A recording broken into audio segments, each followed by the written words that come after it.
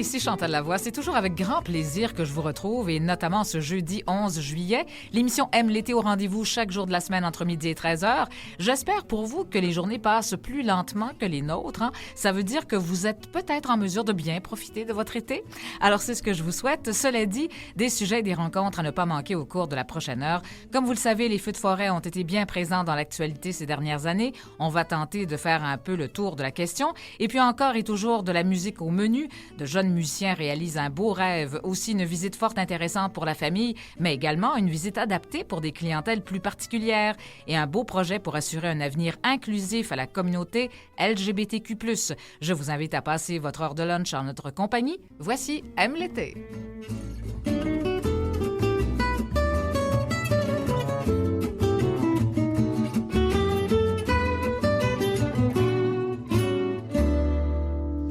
Au programme, on va parler de ce projet ambitieux qui vise à créer des conditions optimales pour améliorer les services à la communauté LGBTQ+. Avec Nicolas Bourgeois, nous allons en apprendre davantage sur Espace LGBTQ+. De plus, le Katharina String Quartet a été choisi pour faire une résidence de 2 ans au prestigieux conservatoire Juilliard à New York. De jeunes musiciens emballés, dont l'avenir est certainement prometteur. On reçoit un des membres du quatuor, Jérôme Chiasson. Et puis, on va s'entretenir avec Irina Lezive à propos des matinées apaisées du Centre des sciences de Montréal. Mais nous allons ouvrir l'émission avec un sujet chaud, les incendies de forêt. On en discute avec Isabelle Gariepi de la Sopfeu. Bienvenue à Aime l'été.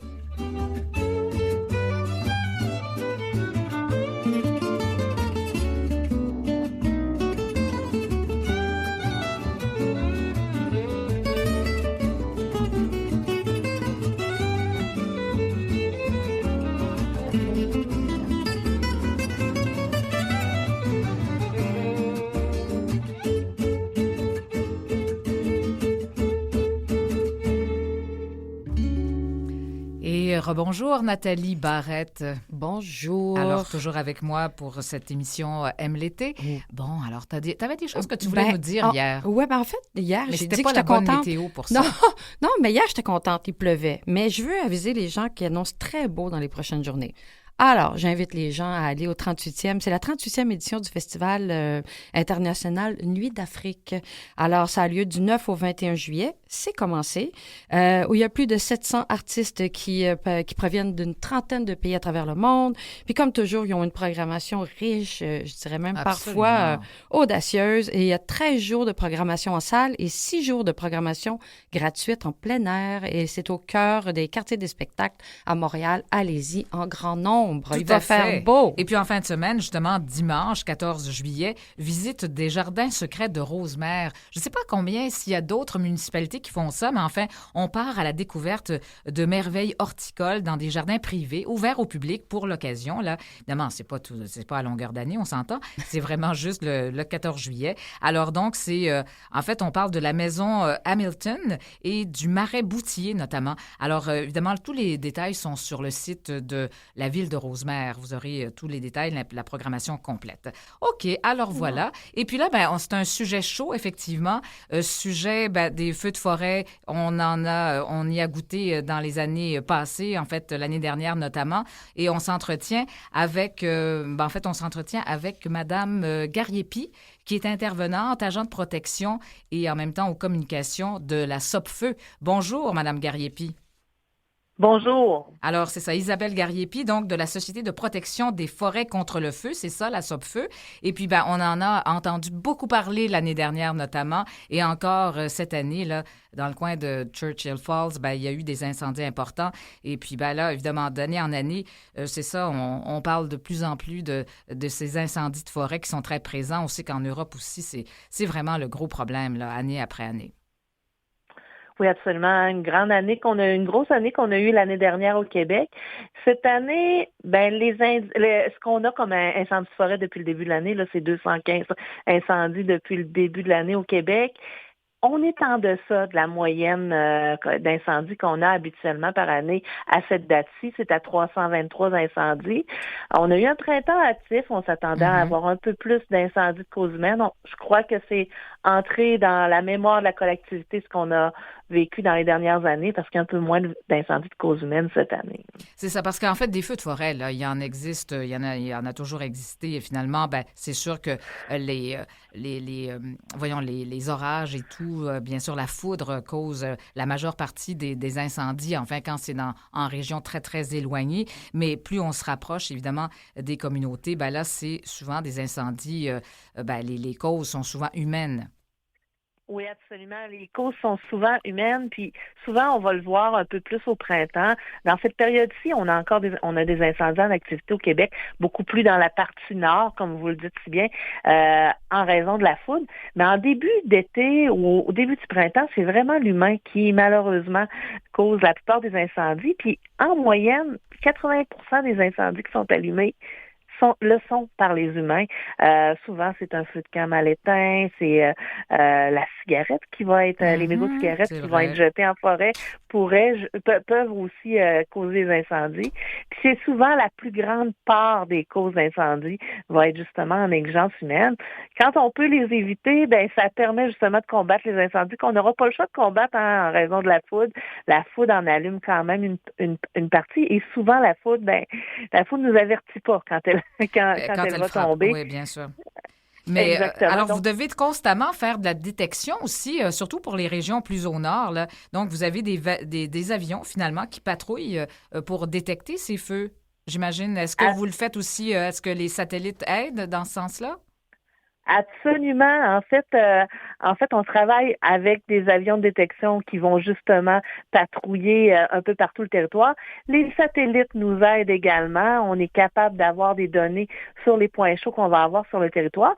Puis l'autre partie qui nous aide aussi, ben, c'est l'humain. Parce que on a un numéro, le 1-800-463-FEU, ou le 911 peut être utilisé aussi des fois pour nous avertir qu'on a vu une fumée suspecte dans un certain endroit. Fait que toutes ces façons-là nous permettent justement de détecter les incendies de forêt. Exactement. Et puis évidemment, les météorologues aussi qui peuvent vous aider et faire des prévisions aussi. Alors ça vous êtes plus en alerte dans ce temps-là. Évidemment, le territoire québécois, territoire forestier du Québec est divisé là, en deux zones. Une zone plus nordique, alors qui touche moins les populations, mais encore, là, évidemment, il y a du monde aussi dans le nord du Québec, mais il y a aussi une autre zone un peu plus près des communautés. Mais c'est sûr que, bon, il y a toujours eu un aspect quand même important au feu de forêt. C'est pas que négatif, hein, ça permet de régénérer aussi la forêt. Mais évidemment, c'est sûr que là, ce qui arrive, là, c'est les changements climatiques, le réchauffement partout. Alors ça, c'est sûr que, puis avec l'intervention humaine, c'est sûr que là, ça crée un problème qui devient grandissant et puis on assiste à des catastrophes, là, bien souvent. Enfin, évidemment, c'est sûr que là, on a eu peur encore pour la communauté de Churchill Falls récemment. Ben absolument. Puis vous savez, hein, les chaleurs, on les ressent un peu plus au nord actuellement. Hein. Même les dangers d'incendie, là, même prévus pour les prochaines journées, mais ce qu'on voit là actuellement cet été, c'est vraiment la partie nordique qui a vraiment des secteurs où est-ce que la chaleur arrive. Nous, on le voit avec nos météorologues, calculent un danger d'incendie, un danger d'allumage d'incendie. Et ce danger-là, il va jusqu'à extrême là, dans la partie un peu plus nordique, notamment dans les secteurs de Kaнаpiska ou de la baie James, où est-ce que les indices sont beaucoup plus hauts actuellement. Oui. En tout cas, chose certaine, année après année, j'ai ma collègue avec moi, Nathalie, c'est sûr que je trouve qu'à chaque fois qu'arrive l'été, là, je ressens cette espèce d'angoisse là, de me dire ben, comment ça va se passer cette année. Et puis, vraiment, je trouve que c'est quelque chose. Il y a toujours des craintes hein, par rapport au... On se dit aussi le camping, il y a toujours des craintes par rapport à ça. Mais je me posais une question. Est-ce que vous êtes en mesure de déterminer à quoi est attribué...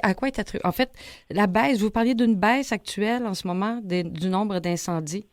C'est attribuable aux conditions météo? Les conditions météo, parce qu'il n'y a pas eu tant de pluie. Il me semble que c'est quand même assez sec. Est-ce que c'est dû à la publicité? Parce qu'on entend de la publicité maintenant pour la prévention.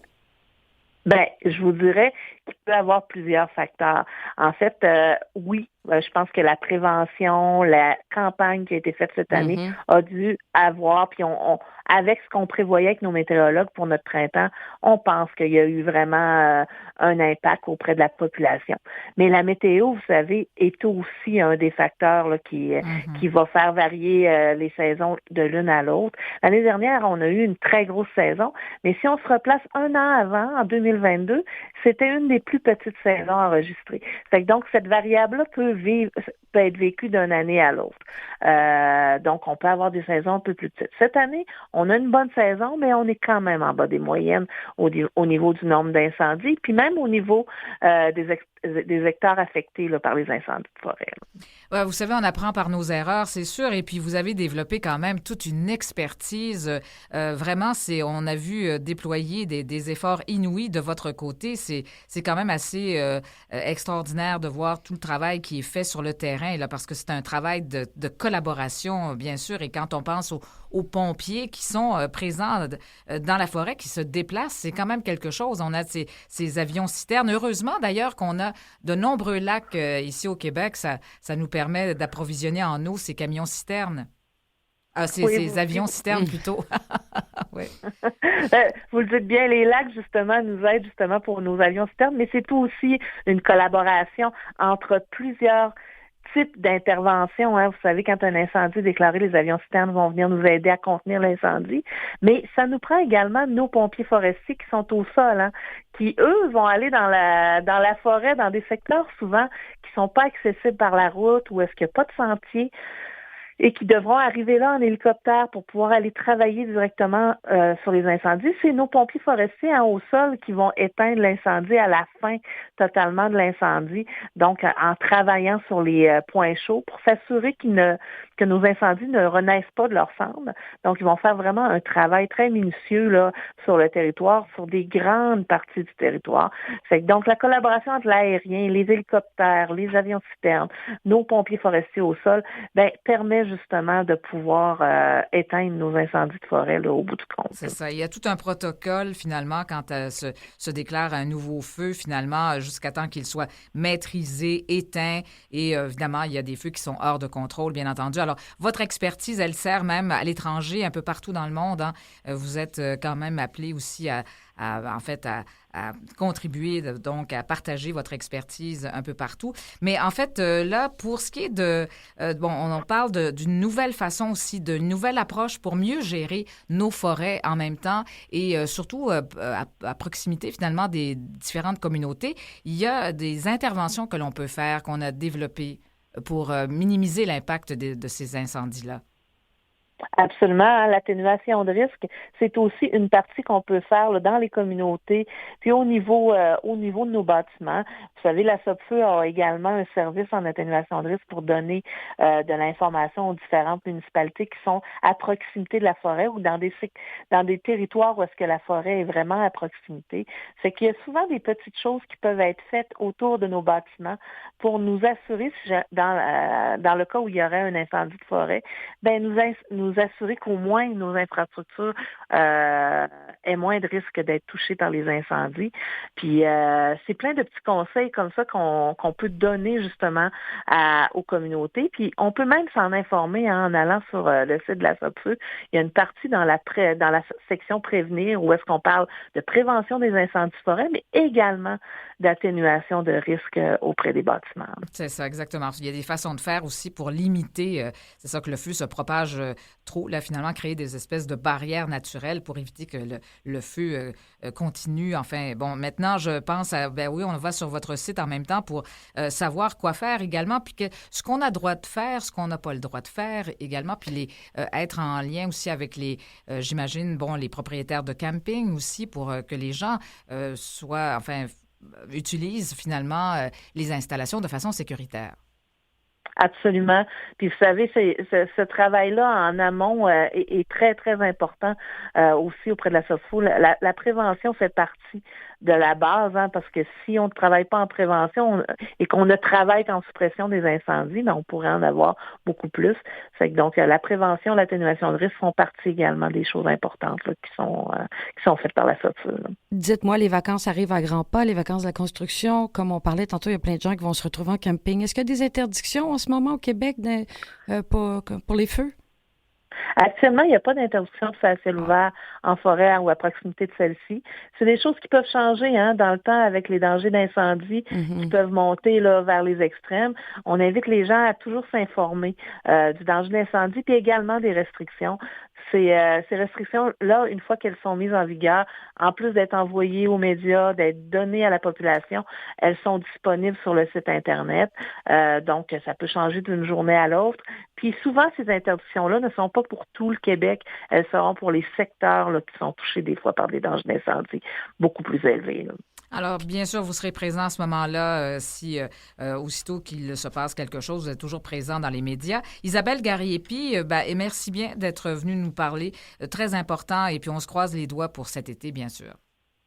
Et merci beaucoup. Merci à vous de m'avoir invité. Ça a été un plaisir. Merci. Au revoir. Au revoir.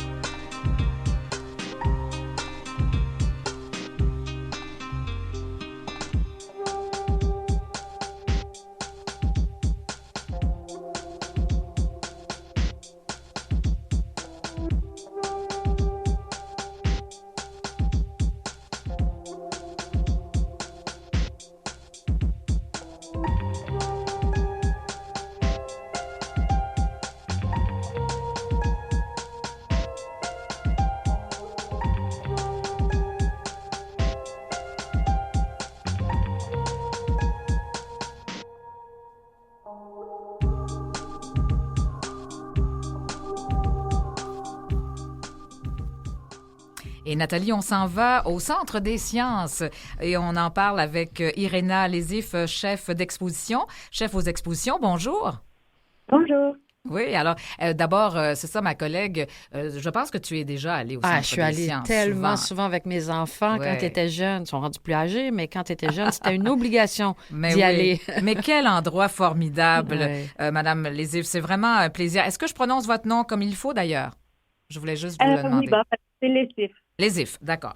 Oui. Alors, c'est ça, donc, je sais que c'est un endroit formidable, effectivement, pour la famille. Et vous allez aussi nous parler des nouveautés, des expositions, tout ça. Mais en même temps, on va porter un regard tout particulier sur les personnes à besoins particuliers parce que vous avez fait un très, très beau guide d'accompagnement pour ces gens-là. Et vraiment, vous avez fait beaucoup d'efforts pour que ce soit des expositions inclusives, qui soient accessibles à tous les niveaux d'ailleurs. Quel que soit le handicap. Alors, on va en parler. Mais là, juste parler peut-être vous avez quand même de nouvelles expositions. Je pense à l'exposition interactive Banquet. Oui, c'est vrai. Nous avons accueilli l'exposition Banquet depuis le mois de mai.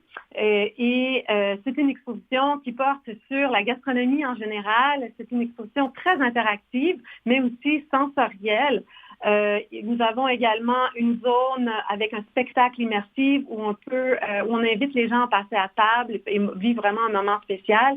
Donc, oui, une exposition qui est vraiment pour tout le monde, pour tous les âges et vraiment selon l'intérêt qu'on porte à la gastronomie, on retrouve tout pour notre goût, en fait. C'est ça. Puis il y a le potager techno aussi. Alors vraiment, c'est très, très, très vivant, ce musée. En fait, c'est pas un musée, mais ce centre des sciences.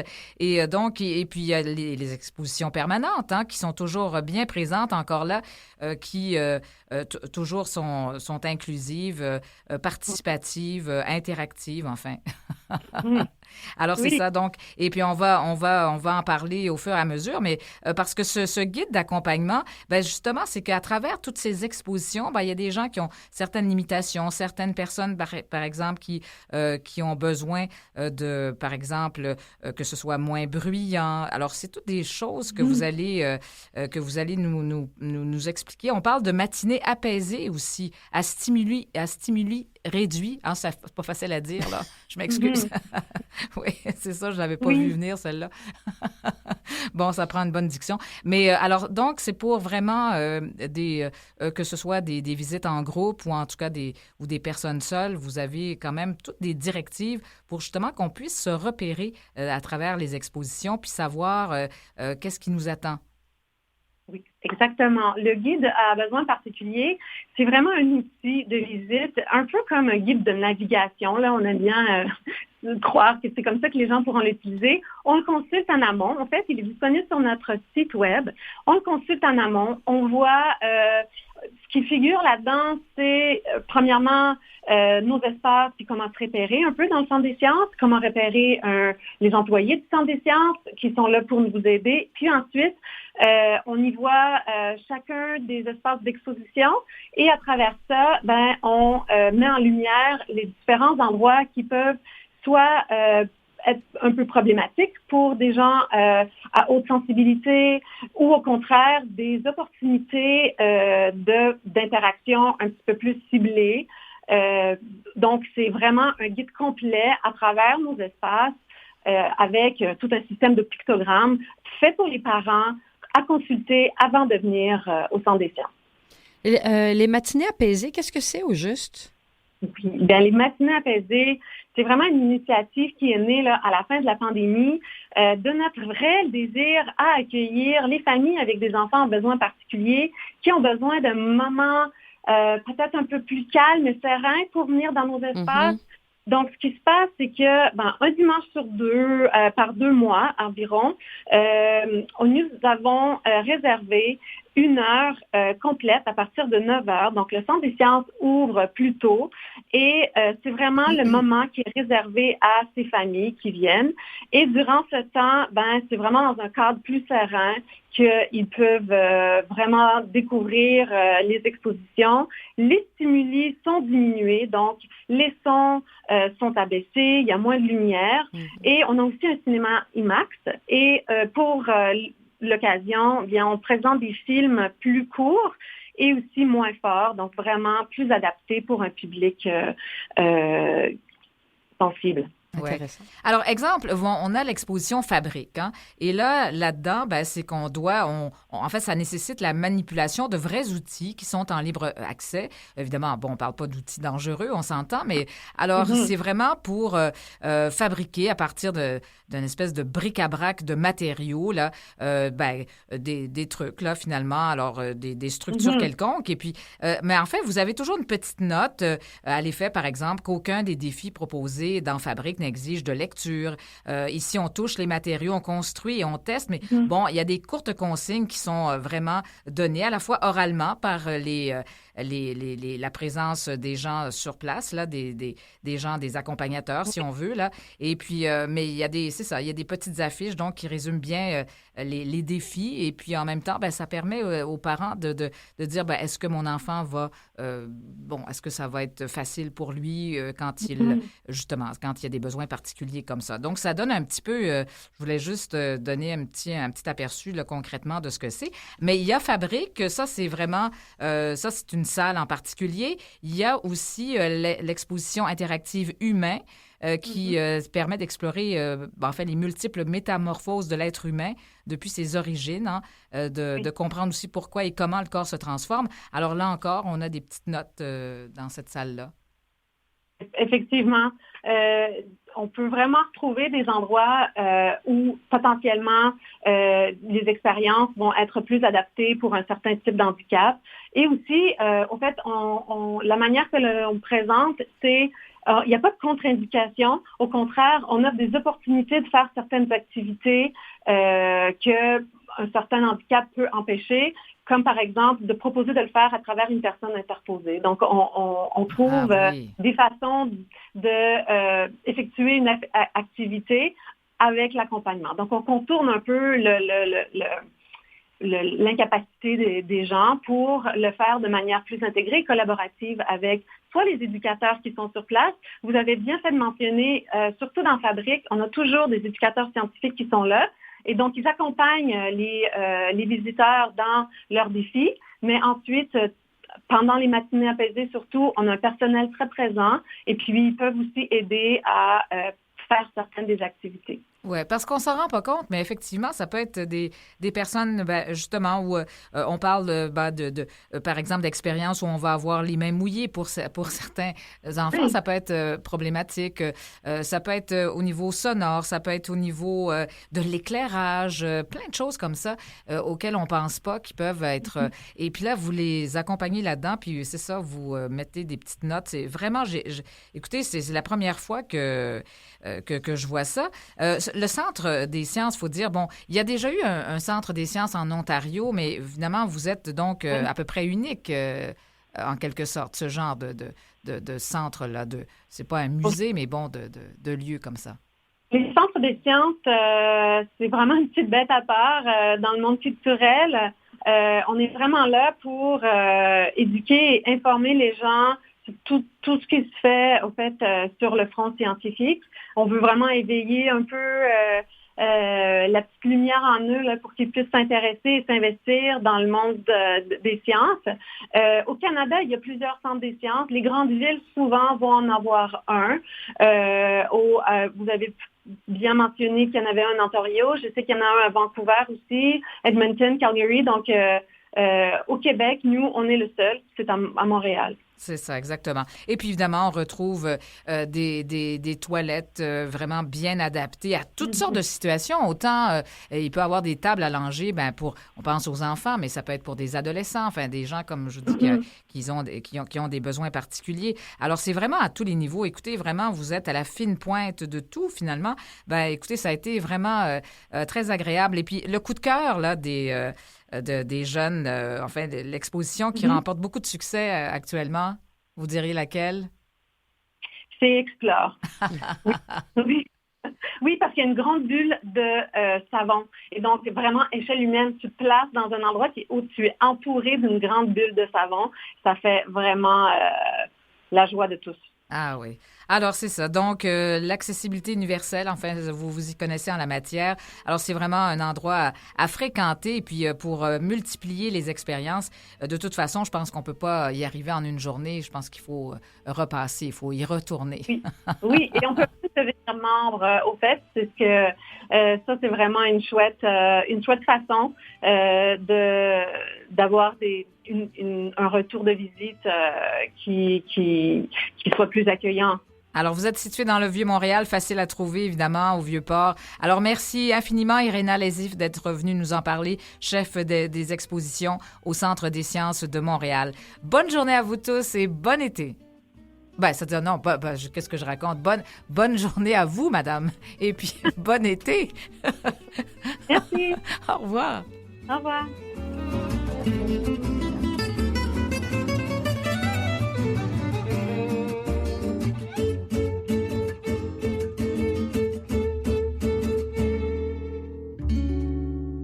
Vous écoutez Aime l'été.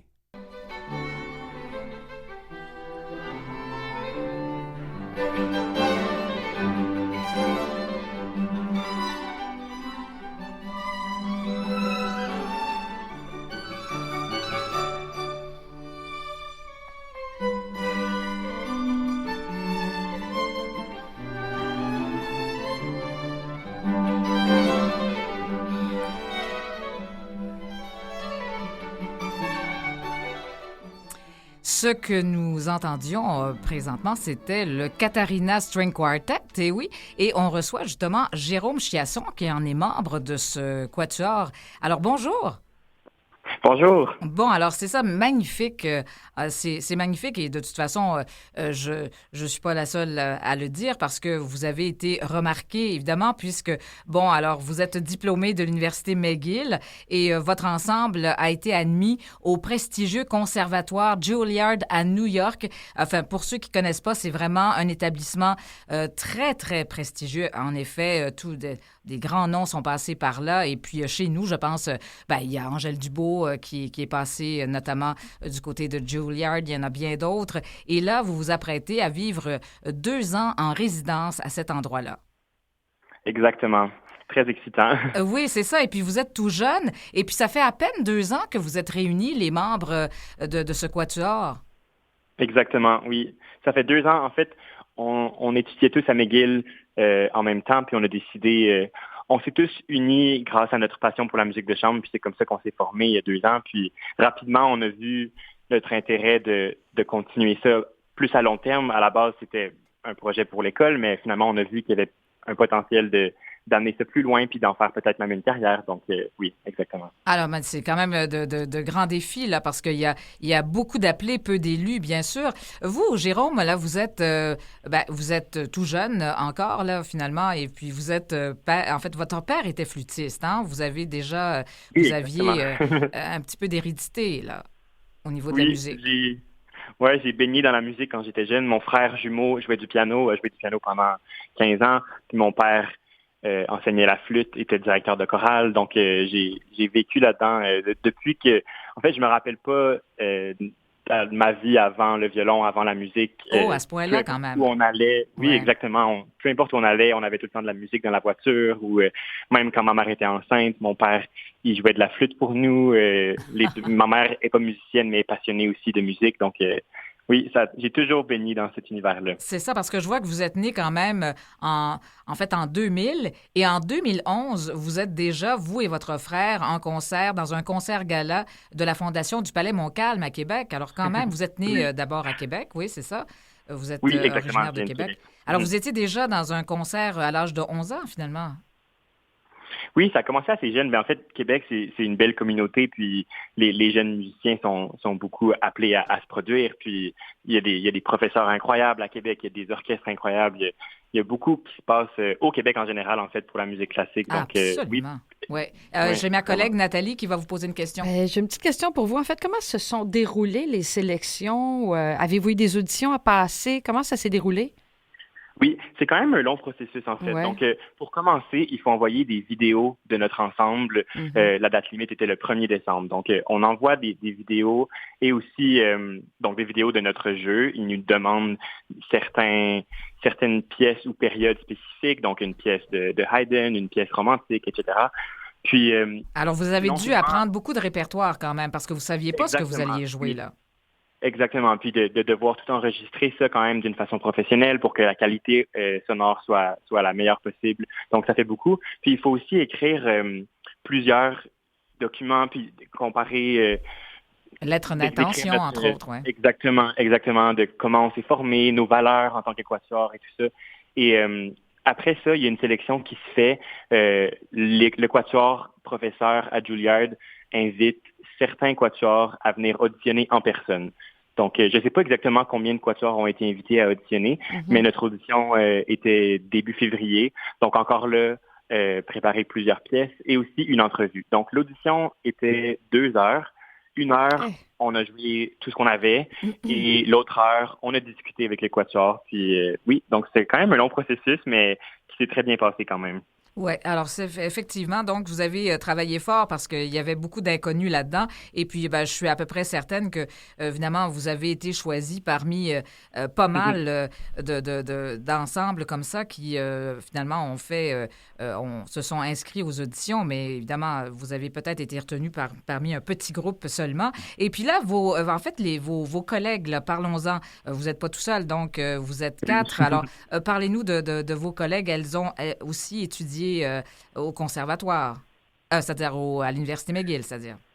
Oui, exactement. On s'est tous rencontrés à McGill. Je viens de la ville de Québec, l'altiste vient de la ville de Montréal et les 2 autres viennent en dehors du Québec. Donc, l'autre violoniste vient de Calgary et la violoncelliste vient de Bellingham aux États-Unis. Donc, c'est vraiment un bel amalgame de plusieurs cultures, plusieurs pays. Puis, on s'est tous liés d'amitié, puis on s'est liés par notre passion de la musique de chambre à McGill, puis rapidement, on C'est est ça. devenu Chacun un a eu gros son groupe. parcours, finalement. Mais Oui, ce exactement. qui arrive, c'est qu'il y a une espèce de magie c'est ça, vous vous êtes rencontrés, puis à la fois, mais c'est parce que votre son aussi, je pense qu'à Juilliard, d'ailleurs, on l'a souligné, votre musique, c'est très beau. C'est-à-dire que vous avez aussi votre façon de jouer, votre façon si on veut, d'interpréter en même temps et de donner une Vraiment, couleur ouais. particulière aux œuvres. Ouais. Et c'est tout Il y a ça. vraiment quelque chose de, ouais. Il y a quelque chose de vraiment magnifique dans le quatuor à cordes. C'est vraiment d'amener 4 personnalités différentes, 4 bagages différents, mais ensuite d'unir ça puis créer un son, une personnalité au quatuor. Puis c'est très très riche comme façon de jouer de la musique. Puis les 4, on aime énormément. On est très attachés à la musique du quatuor à cordes. Oui, puis en fait aussi, vous avez, dans vos valeurs, justement, dans vos valeurs, on parle aussi d'inclusivité. Vous mettez l'accent aussi sur même des compositrices, je pense, ou enfin c'est ça, il y a aussi un souci d'inclusion. Absolument. Oui, définitivement, il y a un intérêt envers l'inclusivité, la communauté. Même notre nom de notre quatuor est inspiré, en fait, C'est de ça. Katharina Guarneri, qui était la femme du très célèbre luthier Guarneri. Puis, dans le fond, lui est tombé malade et elle a pris le relais pour la création de beaucoup d'instruments. Puis, donc, il y a des rumeurs qu'elle aurait créé ses meilleurs instruments, puis lui, il a signé son nom parce que à cette époque-là, les femmes ne pouvaient pas travailler comme les hommes. Puis donc, pour nous, de rendre hommage à une femme qui a créé des instruments si C'est ça. Et c'était le cas incroyables. pour bien des compositrices qui ont souvent travaillé dans l'ombre. Hein. Ça, Absolument, c'est puis absolument. méconnu, des compositrices méconnues, bien souvent. Alors, écoutez, ça, c'est un aspect très intéressant de votre travail. Et puis, comme on l'a dit, de développer une personnalité aussi, ça a été quand même un défi. Et en si peu de temps, c'est ça qui est merveilleux. Oui. Ça suppose que même malgré votre jeune âge, vous avez acquis une grande maturité aussi par rapport à la Oui, c'est musique. sûr. Oui, c'est sûr. Puis, en fait, de travailler autant intensément les 4 comme ça pendant 2 ans, on a créé des liens vraiment incroyables. Puis, oui, c'est allé rapidement, mais on trouve que, je sais pas, dès le début, on a vu cette connexion, puis ce potentiel d'amener quelque chose très loin. Puis, on a eu la chance de travailler avec André Roy, notre mentor et notre professeur de musique de chambre à McGill, qui a tout de suite vu notre potentiel et qui a vraiment poussé pour qu'on réalise nos rêves. Puis sans lui, c'est sûr qu'on ne serait pas où on est maintenant. Donc, qu'on ait toutes mis notre énergie comme ça, c'est comme ça qu'on a réussi en juste 2 ans à atteindre un niveau puis atteindre nos rêves. Et comment vous envisagez vos 2 ans là, de résidence? Parce que vous allez non seulement, quand même, il y a un aspect formation, vous allez en retirer une formation, mais en même temps, vous allez enseigner. Oui, absolument. Donc, il y a différents volets à cette résidence-là. Donc, d'abord, juste d'aller étudier et d'apprendre auprès du Juilliard String Quartet, c'est une opportunité de rêve. C'est un quatuor qui a tellement d'histoire et d'expérience. Puis, à part, on va aussi enseigner à des jeunes quatuors. Donc, les premières années à Juilliard du baccalauréat font un cours qu'on appelle le String Quartet Seminar. Puis, on va assister certains professeurs pour pouvoir enseigner à ces jeunes quatuors. Donc, on a très hâte de les rencontrer, puis aussi de développer notre propre identité en tant que professeur et mentor, parce qu'on a souvent été dans le rôle inverse. Ouais. Et là, de pouvoir prendre la responsabilité de mentor, ça va être très, très formateur pour nous. Aïe, aïe, aïe. Alors, j'imagine que vous avez un peu le trac en même temps, non? C'est sûr que c'est un peu stressant, mais on est tellement excités à l'idée d'y aller, puis ça fait des mois qu'on le sait maintenant, puis qu'on y pense. Donc, je pense qu'on est prêt de se lancer là-dedans, puis de le vivre à fond. Et septembre arrive à grands pas quand même. J'imagine que vous devez avoir hâte de vous installer à New York, ce qui n'est pas rien non plus d'aller vivre à New York. Vous êtes chanceux. Oui, absolument. Absolument. Vous êtes tellement chanceux. Je pense que chanceux. c'est un rêve d'enfance que j'avais, puis de pouvoir profiter de la ville, de voir toute cette c'est un centre culturel énorme, puis il y a tellement d'opportunités incroyables pour les jeunes musiciens en début de carrière à New York, donc puis beaucoup de possibilités d'engagement communautaire aussi, donc j'ai très très hâte de tout voir ça, oui.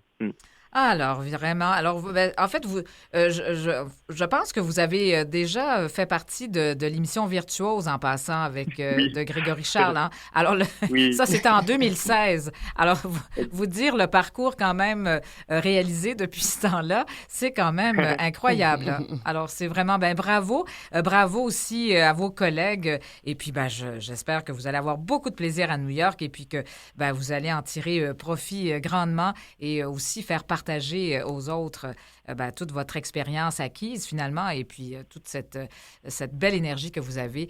Ben, ça a été vraiment un plaisir de vous parler aujourd'hui, Jérôme Merci Chiasson. énormément. Merci beaucoup. Moi aussi. Félicitations Grand encore. Bravo. Et puis on va, ben, on met Merci. ça au, ben, parce que vous avez quand même le Katarina String Quartet, hein, c'est quand même disponible. On peut écouter vos œuvres, ben, c'est-à-dire Oui, absolument. votre Oui. album.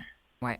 Oui, sur YouTube, on peut trouver des enregistrements. Sur Instagram, Facebook, on est là aussi. On a même un site web. Donc, puis on va essayer d'être de plus en plus, grâce à la résidence, on va essayer d'être de plus en plus mis de l'avant. Donc, oui. Alors, intéressant parce que vous avez vraiment un son exceptionnel. Alors, je pense qu'on l'a remarqué tout de suite. Alors, ben bravo et ben, je vous souhaite de belles années à venir. Merci énormément. Au Merci revoir. beaucoup. Au revoir.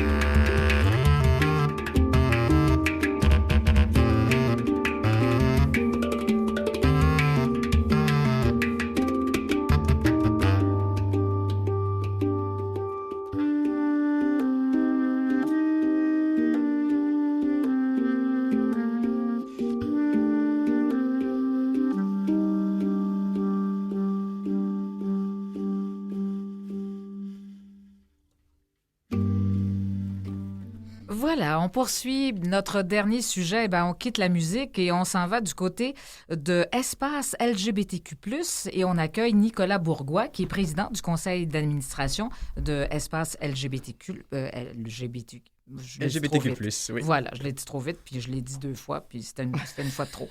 OK. Alors, c'est cet espace qui est tout nouveau et qui est en fait, qui se veut une vitrine pour plusieurs services communautaires. Alors là, présentement, évidemment, on va le dire tout de suite, là, vous avez acheté un beau bâtiment qui demande quand même un petit peu d'amour, dans le sens qui demande petite mise à jour là, au niveau de l'espace, au niveau de l'accessibilité, plein de choses. Alors, c'est sûr que c'est pas encore, les organismes communautaires ne sont pas encore réunis, mais c'est déjà un premier pas.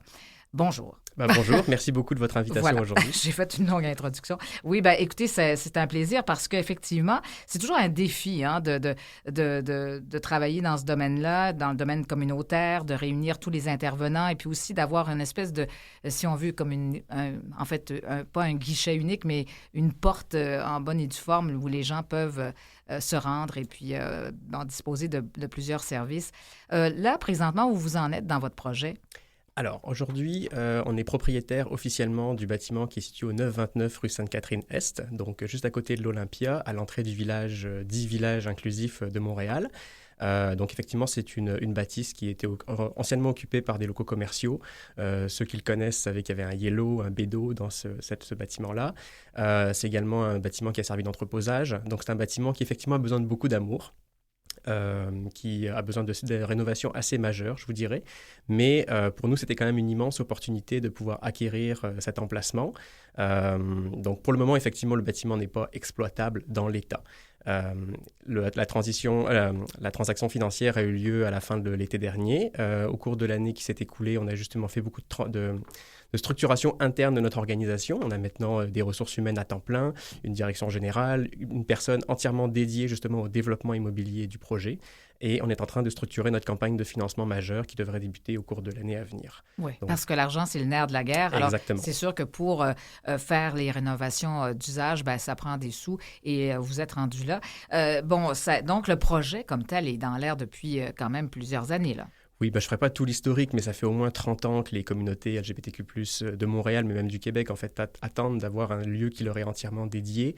Pour le moment, on a des organismes qui sont dans le village, mais ne sont pas sur Sainte-Catherine. Il y en a beaucoup même qui ont dû quitter le village parce que, justement, les loyers commerciaux devenaient de plus en plus élevés. Nous, notre but, c'est vraiment de rapatrier ces ressources communautaires dans le village, qui est à la fois un lieu patrimonial, un lieu communautaire. Et puis aussi, il y a une demande de longue date de la communauté de faire du village un lieu qui ne soit pas uniquement dédié à la vie nocturne et à la consommation d'alcool, on va se le dire. On aime beaucoup l'aspect festif du village. Que ce ne soit pas juste la fête non plus. Il y a d'autres besoins aussi. Mais on pense notamment à tous les jeunes, les mineurs qui arrivent à Montréal, mineurs évidemment qui arrivent au cégep par exemple, mais qui se cherchent un lieu d'attache à Montréal. Le village, c'est souvent un point de ralliement. Et donc, malheureusement, alors je tiens quand même à citer le travail formidable de l'équipe de l'Astérisque, qui est un petit centre communautaire, en fait, qui est situé sur la rue Atadegen, mais dont les locaux ne sont pas nécessairement adaptés à des grands groupes et à accueillir plus d'organismes communautaires dédiés à la jeunesse. Donc, nous, on ne va pas forcément se focaliser uniquement sur la question jeunesse. On a à peu près une quinzaine de groupes qui sont intéressés à occuper le bâtiment, qui ont aussi des lettres d'appui. Oui, c'est ce que j'allais vous demander. À peu près combien de groupes? À peu près une quinzaine que vous pourriez accueillir? À peu près une quinzaine. C'est sûr que pour le moment, on reste... Est-ce que ce serait suffisant d'après vous? Les besoins sont immenses. Donc, il y a des groupes qui vont être sur une liste d'attente et notre ambition, en fait, c'est qu'une fois que le 929 sera entièrement finalisé, il y ait une deuxième étape. Donc, soit à Montréal, soit ailleurs. On a déjà reçu des demandes, notamment à Québec ou en Estrie, pour évaluer le potentiel, en fait, de développement dans ces endroits-là. Mais à terme, ce qu'on aimerait, c'est avoir une constellation, un réseau, en fait, d'espaces communautaires LGBTQ+, à travers le Québec. Je tiens quand même à mentionner que Montréal, c'est la seule métropole au Canada qui ne dispose pas d'un centre communautaire dont les organismes sont les propriétaires et les gestionnaires. À Montréal, il y a le 2075 Plessis, qui est un bâtiment qui appartient à la ville, qui est dans un état, on va dire, en dégradation, qui va bientôt subir des travaux majeurs. À l'intérieur, on retrouve le centre communautaire LGBTQ+, de Montréal, l'organisme Réseau, par exemple, ACCM, d'autres organismes LGBT.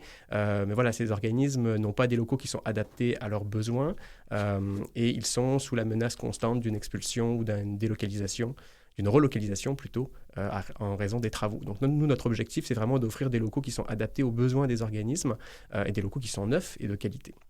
Oui, c'est ça. Donc, effectivement, on pense on pensait à tort, finalement, oui, on a des organismes formidables qui sont très engagés dans la communauté, mais c'est ça, c'est ce point de ralliement qu'on n'a pas. C'est sûr que, bon, je pense que Fierté Montréal a fait beaucoup aussi, et puis à chaque année, là, il y a toujours il y a le festival de la fierté, donc, où on met en valeur beaucoup ces organismes-là. Bien sûr, il y a tout ce volet communautaire qui est bien présent, et d'ailleurs, ça va être, je pense, autour du... Enfin, c'est entre le 1er et le 8 août, je pense. Oui, alors, excusez-moi, j'ai pas forcément l'événement comme les dates, tel, le festival. Voilà. Mais alors, c'est une façon de reconnaître ces organismes-là. Mais c'est ça, donc, vraiment, c'était ça nous manque à Montréal. Alors, c'est vraiment ça, pour moi, c'est une surprise de savoir qu'on n'avait pas ce genre de lieu-là, puis qu'ailleurs, on retrouve ça partout ailleurs. Tout à fait. Mais en fait, en Amérique du Nord, il y a tout un réseau de centres communautaires LGBT. Bon, à Toronto, par exemple, il y a le 519. À Vancouver, c'est le groupe, le centre Community qui s'appelle. Et puis ensuite, à travers tous les États-Unis, vous avez un réseau qui s'appelle Centerlink, par exemple, qui réunit au bas mot 80 centres communautaires en dur, là, avec des murs qui leur appartiennent, une cogestion des espaces. Donc, notre vocation, c'est vraiment d'offrir quelque chose de similaire. Au Canada, il y a le réseau Enchanté, qui est un petit peu le pendant de Centerlink, qui réunit une multitude de groupes. Mais voilà, on n'a pas encore il n'y a pas de bras immobilier, en fait, à la communauté LGBT. Donc, on est souvent dépendant, justement, des locaux publics ou des locaux qui appartiennent à d'autres organismes. Donc, il y a aussi une volonté un peu de s'autonomiser, d'avoir nos propres ressources. Ça fait partie de ce qu'on appelle l'empowerment de la communauté. Donc, on veut des espaces qui soient à part et pour les communautés LGBTQ+. Exactement. Et puis, évidemment, tant qu'à faire, ben là, on parle d'inclusion, d'accessibilité universelle aussi, tant qu'à travailler sur un nouveau bâtiment. On parle aussi d'un bâtiment qui, aussi au niveau des normes environnementales. Alors, oui. ça augmente aussi les coûts, mais en fait, c'est la nouvelle façon de faire aussi quand on a... c'est ça qui fait que c'est très cher en même temps. Je pense qu'on a un devoir d'exemplarité, c'est-à-dire que là, on a accès à un bâtiment. Le but, c'est d'avoir les critères de qualité les plus élevés possibles, d'avoir de grandes ambitions. Donc là, on travaille avec quand même une multitude de partenaires. C'est pour ça que, comme je le signalais hors onde, on a fait beaucoup de travail de structuration à l'interne. Il y a beaucoup de travail invisible qui a été fait pendant l'année écoulée, notamment avec Éco-Bâtiment pour reconstruire une vision du développement durable à la fois pour le 929, mais aussi pour les futurs projets immobiliers qu'Espace LGBTQ+ aimerait mener. On a également travaillé avec... une firme pour autochtoniser nos pratiques, donc avec des personnes autochtones qui ont travaillé avec nous, donc justement pour développer une idée de qu'est-ce que c'est des pratiques d'autochtonisation dans l'espace communautaire, qu'est-ce que ça signifie d'être propriétaire sur des territoires qui sont non cédés, quel type de relation on peut avoir avec les communautés du territoire de Montréal. Excuse-moi, je ne prononcerai pas le nom autochtone parce que je suis vraiment mauvais dans la prononciation de ces termes. Mais, c'est comme moi tantôt avec LGBTQ+, mais enfin. Voilà. Mais voilà, on essaye vraiment d'y aller pas à pas avec une approche inclusive. On n'a pas les réponses à tout, mais c'est certain qu'on va essayer quand même de couvrir un maximum de sujets. Et puis évidemment, vous l'avez cité, l'accessibilité universelle, là, pour nous, c'est indispensable. Oui, c'est ça. Et puis, il y a des défis, évidemment, au niveau des organismes. Est-ce qu'il y a certains organismes que vous allez prioriser pour qu'on essaie d'avoir le maximum de services? On parle, bien sûr, de problèmes. Ça peut être des problèmes de toxicomanie, ça peut être des problèmes de toutes sortes, finalement. Alors, il faut donner, finalement, le maximum de services. Ça, c'est un défi aussi de les trier sur le volet, si on veut. Oui, alors c'est certain que je ne donnerai pas de nom aujourd'hui parce que la liste finale peut encore évoluer en fonction des capacités financières des organismes aussi, parce que le but, c'est d'offrir un espace le plus abordable possible. Mais la liste de prix, par exemple, au pied carré n'a pas encore été totalement établie. C'est quelque chose qu'on veut dynamique, qu'on veut solidaire. Donc, il y a tout un modèle inspiré très fortement de l'économie sociale aussi qui soutient ce qu'on veut faire. Donc, mais effectivement, pour répondre à votre question, notre préoccupation, c'est que le complexe LGBTQ+, qu'on est en train de bâtir, accueille à la fois des organismes qui sont pour les femmes lesbiennes, pour les personnes trans, pour les utilisateurs éventuellement effectivement de drogues, d'opioïdes. Donc bref, il y a des organismes qui sont spécialisés là-dedans. Et pour nous, c'est important de ramener ces organismes aussi avec un pignon sur rue sur la rue Sainte-Catherine. On ne se le cachera pas, l'espace dans lequel on s'inscrit dans le village, c'est un espace qui qui subit beaucoup de critiques depuis quelques années maintenant, qui vit quand même une transformation. Nous, on pense qu'on est capable d'avoir un impact positif sur le village, c'est-à-dire sans gentrifier, en offrant de nouvelles ressources, mais aussi en donnant, comme vous l'avez dit, un aspect vitrine de la communauté, quelque chose qui soit attirant pour les citoyens, citoyennes de Montréal, mais également pour tous les touristes à l'international qui vont venir visiter le plus grand village gay, inclusif, en fait, LGBT+. Voilà, et devenir une référence aussi. Donc, on a tout ça à revitaliser. Évidemment, les gouvernements doivent être partie prenante de ça c'est sûr. Et puis, déjà, bon, il y a eu quand même de l'argent de donner pour le bâtiment, pour l'achat du bâtiment, mais là, c'est évidemment l'autre phase, c'est de pouvoir rénover et puis de pouvoir accueillir tous ces organismes-là. Vous parliez tantôt de campagne de financement. Vous allez faire quoi au juste? Qu'est-ce que... Alors d'abord, je vais revenir sur l'achat du bâtiment. On a effectivement des aides publiques qui sont des prêts. Donc là, la prochaine étape, c'est de convertir ça dans une hypothèque. Le bâtiment a quand même été sécurisé, il est retiré du marché, mais c'est sûr qu'il va falloir qu'on paye l'hypothèque, évidemment. Hein. Donc ça pèse dans notre plan d'affaires. L'objectif, c'est vraiment d'avoir un mix innovant avec du public, évidemment, gouvernement du Québec, gouvernement du Canada, mais on veut également un soutien du privé. Enfin, on souhaiterait fortement un soutien du privé, bien évidemment. Donc, c'est pour ça qu'on développe énormément l'aspect philanthropique et également un soutien de la communauté, donc à travers les fondations philanthropiques dédiées, mais également auprès des citoyens. Donc, un exemple de mesure qu'on est en train de mettre en œuvre, c'est le déploiement d'obligations communautaires qui vont être émises à partir du mois d'août. Dont une partie a déjà été vendue en fait à l'avance, là, donc à des partenaires qui seront révélés en temps et en heure. Une campagne de levée de fonds majeure, ça prend quand même du temps à préparer. Donc, on a des spécialistes en philanthropie dans notre équipe qui travaillent très fort là-dessus. On développe énormément de documents, des chartes d'impact. On veut démontrer justement la viabilité de notre projet. Donc, je ne veux pas trop en dire parce qu'il y a toute une structure, une logistique, et il y a un effet de surprise aussi qu'il faut conserver. Mais enfin, on en saura davantage, j'imagine. Est-ce que cet automne, c'est ça? Probablement à l'automne, il y aura déjà effectivement... déjà en août, vous allez entendre parler des obligations communautaires. On veut profiter de la fierté justement pour visibiliser. Puis par la suite, il y aura d'autres mesures qui seront mises en œuvre. Mais j'insiste vraiment sur la dimension innovante de la philanthropie. Nicolas Bourgois, donc de Espace LGBTQ+, merci d'être venu nous en parler. Puis on sera à l'écoute, bien sûr. Alors, au revoir et puis bonne journée à vous. Merci. Et bonne journée à tous nos auditeurs. Merci Nathalie Barrette d'avoir été là. Bien contente. Et puis on se retrouve demain pour notre dernière journée de la semaine. Aime l'été, entre midi et 13h. Au revoir tout le monde.